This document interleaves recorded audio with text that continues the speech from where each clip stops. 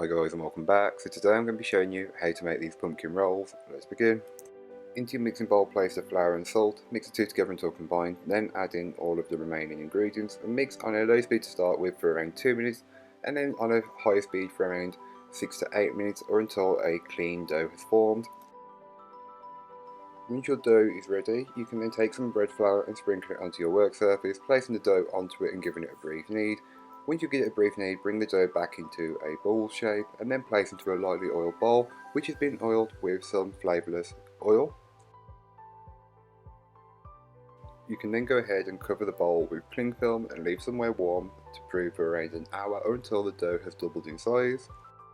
Here is what the dough looks like once it's been fully proofed for the first time. Remove the cling film, flour your work surface and place your dough onto a floured work surface and then just knock it back. This is the process of removing the gases that are built up in the dough, so use your fingertips and just remove as much of the gases that are built up as possible.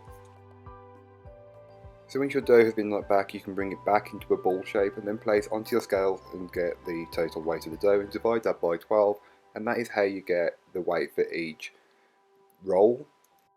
You can then start to scale the dough up just so each of your rolls is equal, and once you've got all of your dough weighed up, making sure that you've kept it all covered, you'll want to round them off just using your hand on the work surface to round it off. Place them onto a tray and loosely cover with cling film.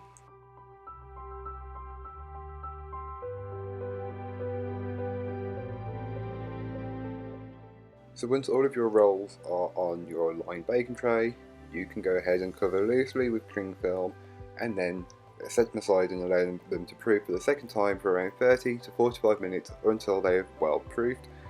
All of the information you need will be on the blog post, so don't forget to go and check that out if you're interested.